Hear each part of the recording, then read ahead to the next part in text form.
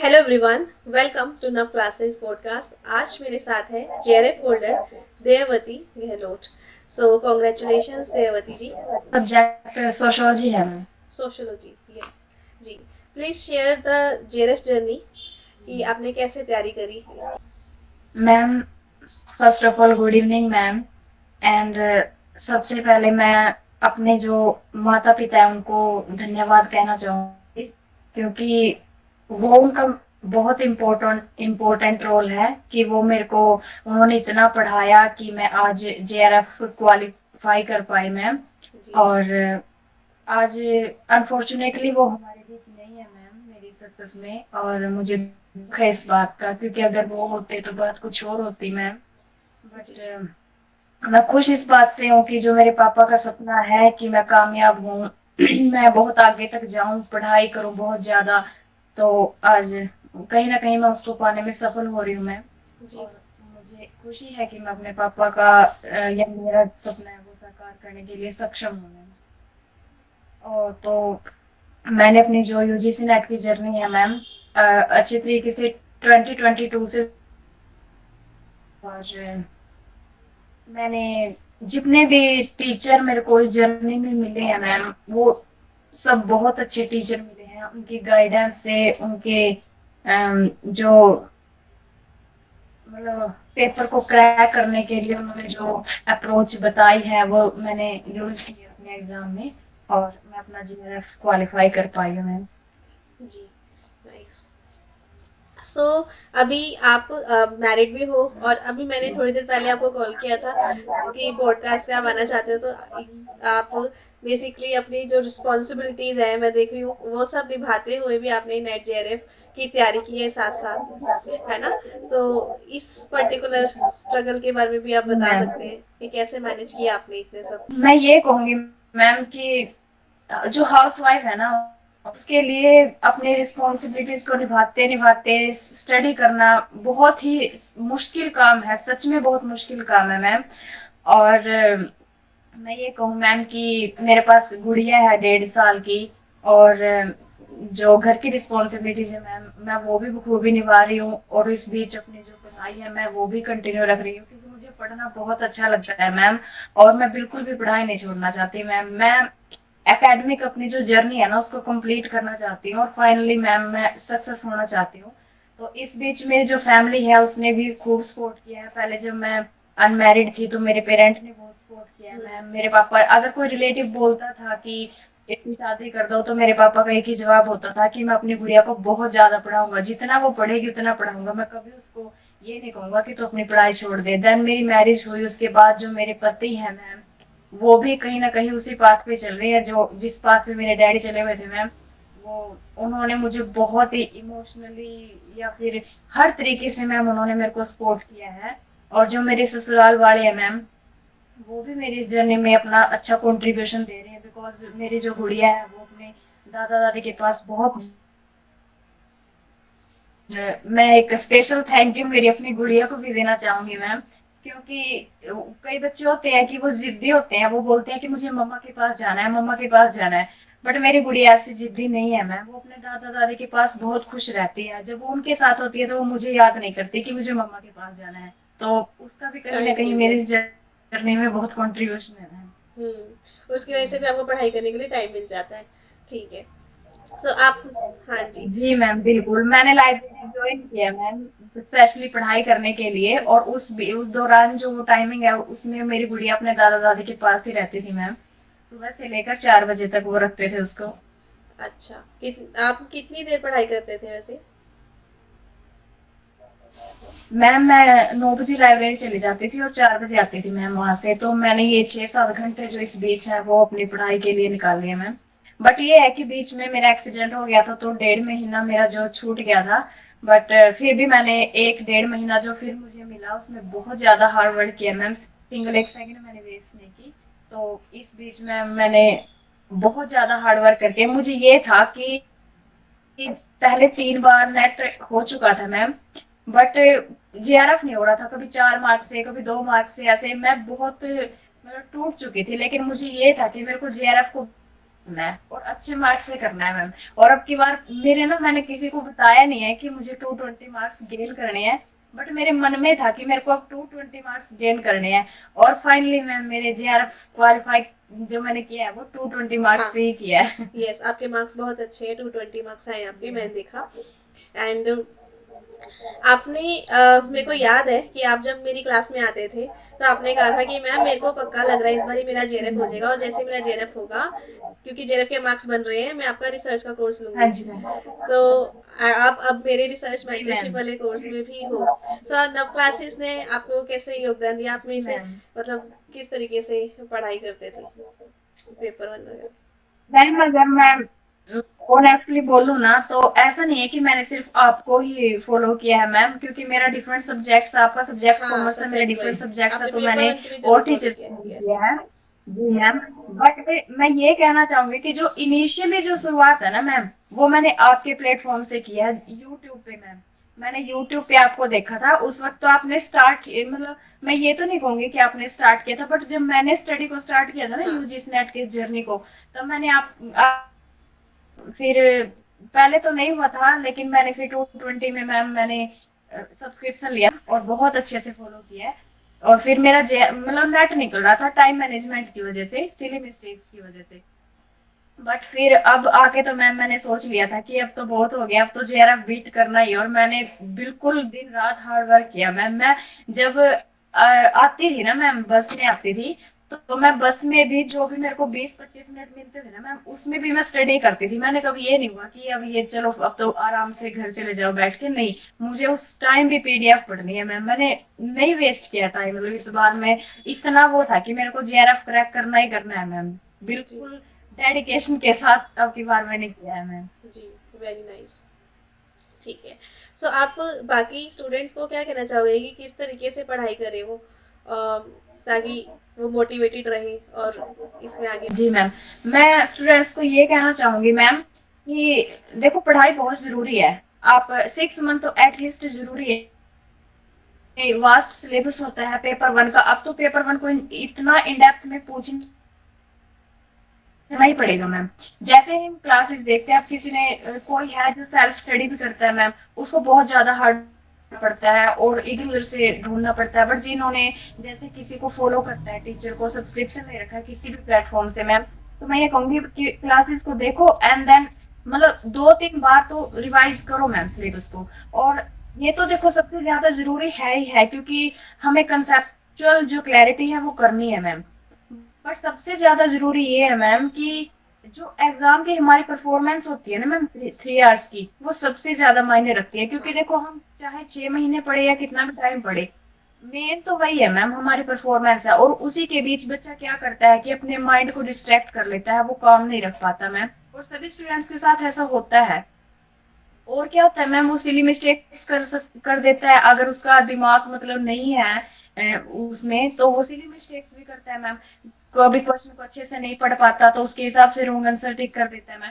तो ये जो सारी चीजें है ना कहीं जो किसी को नेट क्वालिफाई करने में, जेआरएफ क्वालिफाई करने में पीछे रख देती है मैम। तो मैं ये कहना चाहूंगी कि इधर अपने माइंड को काम करना है। भले ही आपने कुछ भी मतलब कितनी भी स्टडी की हो मैम, आपको ये कॉन्फिडेंस अपने ऊपर होना चाहिए, कॉन्फिडेंट कि हाँ मैंने स्टडी की है। और अच्छे से बिल्कुल काम माइंड के साथ एग्जाम को मतलब जो क्वेश्चन मैम उनको अप्रोच करना है, ये देखना है कि उसके अंदर पूछा क्या गया है। और फिर उसके हिसाब से जो मैम अप्रोप्रिएटेड जो ऑप्शन है ना, उसको चूज करो मैम। और जो ये है ना कि नेगेटिव है, उसको एलिमिनेट कर दो। एलिमिनेट अप्रोच को बहुत ही ज्यादा मतलब प्रैक्टिस करो पीवाईक्यू के द्वारा, एमसीक्यू। क्योंकि मेरा अब की बार जो जेआरएफ करने में जो एलिमिनेशन मेथड है ना मैम, वो बहुत ही ज्यादा हेल्पफुल हुआ है। मैं बोलती हूँ कि जैसे इसके अंदर 2 कोड है मैम, 2 कोड सिमिलर है और 2 डिफरेंट है, तो जो सिमिलर है उनको रीड ही मत करो, क्योंकि उससे क्या है कि आपका टाइम वेस्ट होगा, वो तो दोनों के अंदर ही है।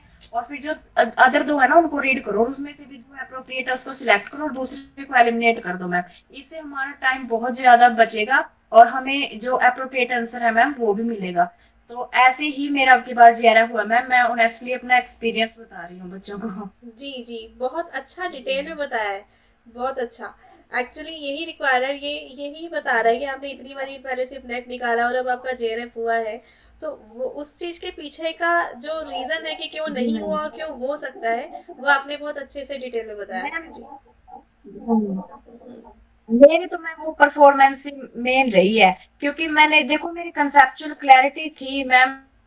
हम्म। मुझे मतलब क्वेश्चन जो रीड करना है उसकी प्रैक्टिस की है मैंने बहुत ज्यादा।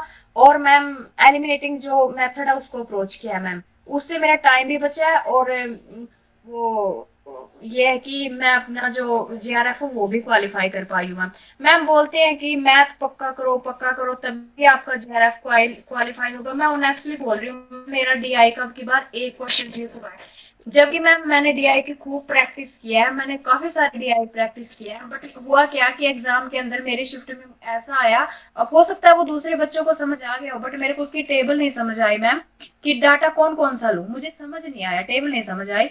तो फिर क्या हुआ कि मैंने रैंडमली ऐसे ही चूज कर लिया, और मेरा एक ही क्वेश्चन ठीक हुआ है मैम। तो और मैथ के भी मैंने ध्यान नहीं दिया कि मेरे को कितने क्वेश्चन ठीक हुए हैं, बट मेरे को नहीं आते थे मैथ के क्वेश्चन, तो मैं ये बोल रही हूँ।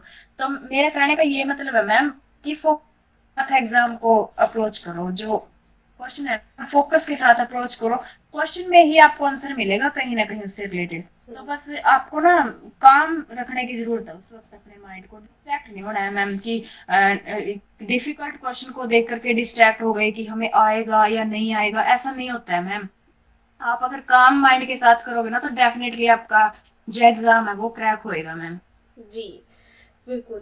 सो ऐसा आपने सही बोला है कि कुछ बच्चे होते हैं, अब नहीं हो रही मैथ्स, तो इट्स ओके, लेकिन जो चीजें आती हैं वो बहुत अच्छे से हो रही है, तो इसकी वजह से आप नेट जेएरएफ निकाल पाए हो इस बार। जी। ऐसा नहीं है मैम कि मैंने मैथ ऐसा नहीं है मैम कि मैंने मैथ नहीं किया, मैंने किया मैथ है, भी हाँ, किया है, डीआई भी खूब बट प्रैक्टिस। वो पेपर में साथ बस उस बट टाइम पे फिर नहीं भी दिया। एग्जाम के अंदर मेरे से क्वेश्चन नहीं बने। हाँ, ठीक है। तो एग्जाम जी जब हम मैम। अटेंड कर रहे हैं, तो उस टाइम पे जो क्वेश्चन बन रहे हैं बनाओ, जो नहीं बन रहे उसको लास्ट के लिए छोड़ दो, क्या पता वो हो भी जाए, हमेशा जरूरी नहीं कि वो गलत ही हो भी सकते हैं अच्छे। बट आप वो जो नहीं हो रहा जी उसकी मैम। वजह से स्ट्रेस मत लो, और ये आपके कहने का मतलब है कि उसकी वजह से आप काम डाउन होकर पूरा पेपर करो, क्योंकि आपको पता है यही 3 महीने में, सॉरी यही 3 घंटे हैं, और इसी 3 आवर के अंदर आपने अपनी बेस्ट परफॉर्मेंस देनी है। ये नहीं सोचना कि भाई मैं अगली बारी दे दूंगा, इसमें 100% बेस्ट दोगे तो इसका रिजल्ट आ जाएगा। जी। जी मैम, मैं ऑनेस्टली अपना एक्सपीरियंस बता रही हूँ मैम इस बार का कि देखो टीचर भी बताते हैं ये कि हाँ ऐसा करो, लेकिन ये बहुत ही यूजफुल तरीका है मैम, कि सबसे पहले आप चाहे पेपर 1 हो या फिर पेपर 2 हो, वो क्वेश्चन करो जो आपको एग्जैक्ट आते हैं और हम्म। एक बार में रीड करने से आ जाते हैं मैम। सबसे पहले वो क्वेश्चन करो, देन मॉडरेट क्वेश्चन को करो फिर, और फिर उसके बाद डिफिकल्ट क्वेश्चन को करो मैम। और डिफिकल्ट क्वेश्चन को देखकर घबराना नहीं है, क्योंकि हो सकता है एक दो डिफिकल्ट क्वेश्चन आए उसके बाद फिर 10-15 क्वेश्चन ऐसे आए जो बहुत इजी हो और वो आपको आते भी हो। और मैं करते हैं कुछ बच्चे मैम की सबसे पहले वो डीआई को सोल्व करते हैं, बट मैंने जो मेरा फर्स्ट वो था ना मैम, जब मेरा पहली बार नेट हुआ था तो 4 मार्क्स से मेरा जो डीआई वो जेआरएफ हो रहा था मैम, वो इसलिए क्योंकि मैंने स्टार्टिंग में ही डीआई कर दिया। डीआई मेरे को आता था मैम, उसके 5 क्वेश्चन तो ठीक हो गए, लेकिन मेरा जेआरएफ रह गया। वो क्यों? क्योंकि 20 मिनट लग गए मैम टाइम। डीआई पे। और मैं उस वक्त इतना मतलब वो किया कि ऐसे नहीं करना चाहिए मैम, डीआई को हमें लास्ट के लिए छोड़ना चाहिए और उसके लिए टाइम भी बचाना चाहिए मैम। चाहे वो हमें आता है या नहीं आता है, बट फिर भी मैं ये कहूंगी बच्चों को कि वो लास्ट में ही करें मैम। इससे आपका ही बेनिफिट है मैम, मेरी तरह गलती मत करना। जी बिल्कुल। जी मैम। सो बहुत अच्छे से आपने ईच एंड एवरी गाइडेंस दी है पूरी जर्नी में। ठीक है। और अभी आप जी रिसर्च मैम। पेपर लिख रहे हो, प्रपोजल बना रहे हो, आई थिंक अभी, है ना? मैम मैंने आपका मेंटरशिप वाला प्रोग्राम लिया, उसमें आप प्रपोजल भी करवाओगे, रिसर्च पेपर भी करवाओगे मैम, इंटरव्यू गाइडेंस भी दोगे, सब कुछ करोगे, तो मुझे तो सब चाहिए मैम। हाँ। मैंने ये सोच लिया था कि इस कोर्स के लिए तो मैंने आपको ही फॉलो करना है, क्योंकि मैंने किसी को नहीं देखा कौन करवा रहा है कौन नहीं करवा रहा, बट मुझे ये पता है कि आप करवा रहे हो और मुझे आप पर भरोसा है मैम। मैंने समझ आपका आ ही रहा है। कोर्स लेना था, मैंने पहले ही सोच रखा था मैम। जी मैम, बहुत अच्छा लग रहा है, और आपसे ऐसे लाइव मतलब करके तो बहुत ही ज्यादा अच्छा लग रहा है। पता है मैम, जब मैं आपको बोल रही थी ना कि मैम मैं रिजल्ट का वेट कर रही हूँ, तो एक्चुअली में मेरे जो मार्क्स है ना वो 216 बढ़ रहे थे मैम। और कट ऑफ हालांकि टीचर्स ने बताई थी कि 202 तक जाएगी, बट ये एंटी है मैम, इसका कोई भरोसा नहीं है। और देखो कट ऑफ भी 216 ही गई है हमारी ओबीसी की। तो फिर मेरे जो 220 मार्क्स आए हैं, देन मेरा जेएनएफ हो गया मैम। कितनी हाई कट ऑफ गई है, मतलब टीचर्स ने भी प्रेडिक्ट नहीं किया था हमारे जो सब्जेक्ट है कि हाँ इतनी हाई जाएगी। वो बोलते हैं हमारी प्रेडिक्शन के बियॉन्ड गई है कट ऑफ मैम। जी जी, इस बार सभी की कट ऑफ बहुत ज़्यादा आगे गई है, क्योंकि पेपर कहीं ना कहीं ऐसा था जी कि मैम। ज़्यादातर हाँ लोगों जी को चीज़ें अब आने लग गई हैं। Every one is aware about many concept, so that is why उनको क्वेश्चंस ईजी लगे और ये जी कट ऑफ मैम। बहुत आगे चली गई। जी हालांकि पेपर डायरेक्ट तो नहीं था मैम, बट मैं ये कहूँ कि पेपर वन में तो मेरे को ऐसा लगा कि जो टॉपिक मैंने अच्छे से कवर किए थे ना, मैं डायरेक्ट कुछ भी नहीं पूछा हुआ था मैम। कोई नंबर सिस्टम कुछ भी नहीं मैम, नंबर सीरीज और आईसीटी के जो नंबर सिस्टम है कुछ भी नहीं पूछा था मैम, बिल्कुल ही ट्रिकी ट्रिकी हिसाब से। बट ये था कि अगर बच्चों की कंसेप्चुअल क्लैरिटी है ना मैम, जी और कहीं ना कहीं उनका जो दिमाग है वो शांत है, वो अप्रोच कर पा रहे थे मैम। क्वेश्चन इस तरीके से फ्रेम किए गए थे कि आपको आंसर आप अप्रोच कर सकते हो अगर आपकी कंसेप्चुअल क्लैरिटी है मैम, और आपका जो माइंड है वो बिल्कुल काम, आप समझ पा रहे हो कि ये पूछा क्या है इस क्वेश्चन में। तो ऐसा क्वेश्चन था, ऐसा पेपर था मैम आपकी बार, बिल्कुल ट्रिकी मजेदार। मजा आ गया, चलो बहुत बढ़िया। यस, तो मतलब जो बच्चा पढ़ के जाएगा, देखो अगर मैंने एक कंसेप्ट पढ़ा हुआ है तो क्वेश्चन तुम चाहे यहाँ से पूछ लो चाहे यहाँ से, मतलब जहाँ से मर्जी उसके कान पकड़ लो, वो आ जाएगा। जिसे नहीं पढ़ा उसको नहीं आएगा। बिल्कुल मैम बिल्कुल। जी, जी मैम। चलो आपको आपकी पूरी फैमिली को कॉन्ग्रेचुलेशंस। ऐसे ही लाइफ में बहुत बहुत आगे बढ़ते थैंक यू। रहो, नाम रोशन करते रहो सबका, आपने अभी किया ही है। ठीक है, एंड कीप ग्रोइंग हमेशा।